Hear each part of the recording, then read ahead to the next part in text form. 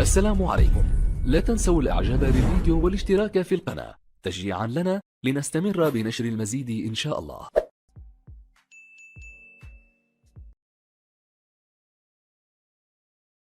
إثارة العيف العرضية داخل منطقة الجزاء، كرة المجري خايف اليفرني يتألق، خايف اليفرني أمام مهاجم الملعب التونسي يمنع الماجري من إضافة الهدف الثاني. فرصة كبيرة للملعب التونسي، فرصة كبيرة عن طريق بلال الماجري. كرة ترجع لخيف الزعلوني لحارس مرماه، خيف المرمى لصالح النادي الافريقي. لمسه بالراس من ماجري الترويض، واللمسه بعيده كانت من قديده. كره ترجع للنادي الافريقي بالراس، اسبق الهادي خلفه من حمدي العبيدي. فتره ضغط كبير من جانب الملعب التونسي على دفاع النادي الافريقي. يوسف توري، قلت بثوابت اللي عاهدناها الفناها مع ماهر الكنزاري. الحقيقه واضح اسلوب لعب الملعب التونسي ونجح فيه الى حد الان. كره من مروان الخضراوي، خضراوي لمسه هو مسيري داخل منطقه الجزاء ويتدخل الدفاع. ثابت يوسف السعفي يرجع لتامين التغطيه الدفاعيه، لا يكتفي بدور المهاجم، يرجع لتامين التغطيه الدفاعيه. يوسف السعفي ورميه التماس للنادي الافريقي.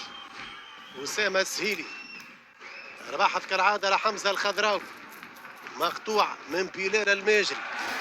بلال الماجري يربح ضربه مرمى. حوار كان بين حمزه الخضراوي وبلال الماجري وضربه مرمى بعد تقريبا 18 دقيقه لعب في هذا الشوط الثاني. اسبقيه الملعب التونسي امام النادي الافريقي هدف دون مقابل، هدف دقيقه 46 في الفتره الاولى عن طريق بونور موغيشا. هو الهدف رقم 97 للملعب التونسي في مرمى النادي الافريقي تاريخيا في المواجهه 131 بين الفريقين. قديده ما ياخذهاش صادق، قديده التماس للنادي الافريقي. امامكم قديده، هو التونسي الوحيد اللي سجل هذا الموسم مع الملعب التونسي هدف الانتصار الجوله الفارطه ضد القوافل الرياضيه بقفص. بقيه الاهداف باقدام اجنبيه عن طريق سعفي. ركنيه للملعب التونسي كالعاده. مباراه داخل المباراه بين المدافع الليبي علي يوسف ومتوسط ميدان الملعب التونسي هداف البطوله يوسف أومارو. ركنيه للملعب التونسي ننتظر تنفيذها كالعاده. ينبه امير روسيف على كل اللاعبين داخل منطقه الجزاء، ينبه على أومارو وعلى علي يوسف. حوار طريف بين اللاعبين ويتدخل امير روسيف. حوار أومارو علي يوسف. الركنيه تتنفذ وترجع من دفاع النادي الافريقي، تمشي رميه تماس، رميه تماس للملعب التونسي يخليها يوسف توري للهادي خلفه. والتغييرات اللي تحدثت عليها قادمه من جانب النادي الافريقي بعد قليل. غيث الصغير معتز الزمزمي كمل رميه التماس. كره لقديده داخل منطقه الجزاء، يتدخل دفاع النادي الافريقي. ترجع الكره الثانيه لمروان الصحراوي، سدد مروان، كره بعيده تمشي ضربه مرمى. زوز تغييرات لدافيد بيتوني، معتز الزمزمي، ويتدخل دفاع الملعب التونسي نزار العيفي امام بسام اسرار في ضربه ركنيه. هذه اعاده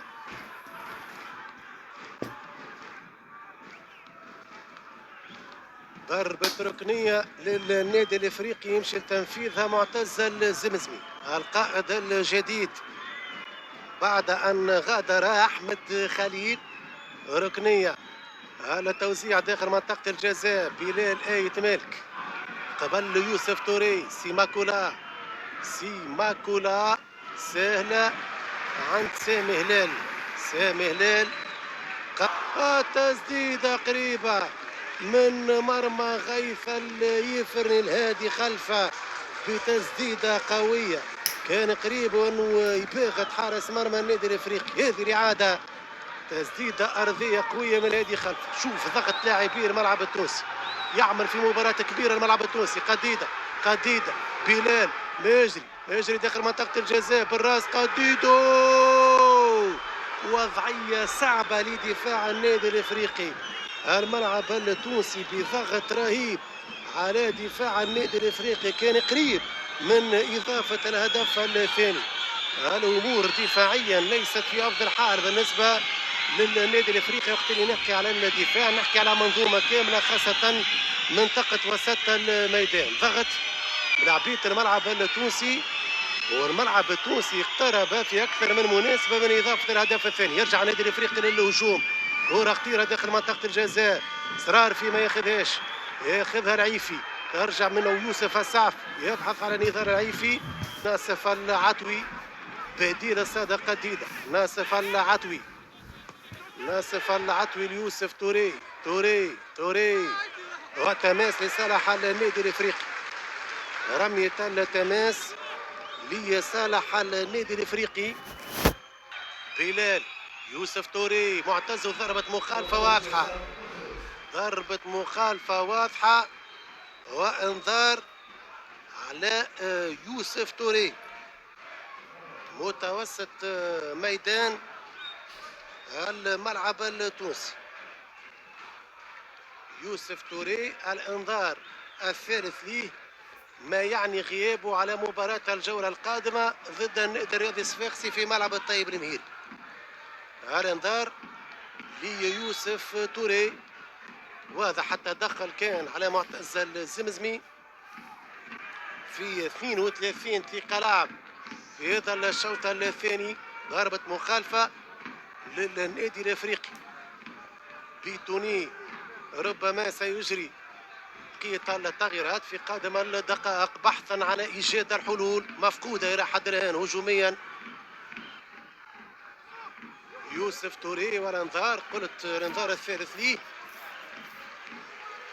توري يغيب على المباراة القادمة. هذه عادة لهدف الأسبقية إلى حد الآن عن طريق بونور موكيشا. ضربة مخالفة للنادي الإفريقي. يرفع الكرة داخل منطقة الجزاء. كرة لحمزة الخضراوي. ضربة ركنية للنادي الإفريقي. ركنية جديدة. ما لاحظناه وما نلاحظه إلى حد الآن أن النادي الإفريقي لم يستغل الكم الهائل من الركنيات. ممكن هذه الركنية الثامنة التاسعة منذ بداية المباراة دون استغلالها. قد يأتي الحل على كرة ثابتة على ضربة مخالفة أو على ركنية. يمشي للتنفيذ معتز الزمزمي داخل منطقة الجزاء بعيدة. بلال آية مالك ياخذ كورته معاه توري. بلال آية مالك يرجع لأسامة السهيلي كما جات. أسامة السهيلي كرة داخل منطقة الجزاء. كرة ثانية زمزمي في التسديد تضرب في الدفاع ورمية التماس لصالح النادي الافريقي. الوقت يمر. بدينا نقرب من نهاية المباراة. بدينا نقرب من نهاية المواجهة 131 بين الكبيرين بين الملعب التونسي والنادي الافريقي. كرة لصالح الافريقي والتماس. رمية التماس واضحة. إشارة المساعد الثاني مروان السعد. رمية تماس للملعب التونسي يمشي لتنفيذها نضال العيفي. أمات نداو خيار جديد خيار قادم ورقة باش يدفع بها ماهر الكنزاري. أمات نداو التغيير الثاني بعد دخول ناصف العطوي مكان صادق قتيدة. تغيير ثاني تنداو كل توري سيغيب عن مباراة الجولة القادمة للملعب التونسي في ملعب الطيب المهيري ضد النادي الرياضي الصفاقسي. الملعب التونسي الجولة 11 سيواجه السي اس اس في ملعب الطيب المهيري، بينما النادي الافريقي سيستضيف النجم الرياضي بالمتلوي.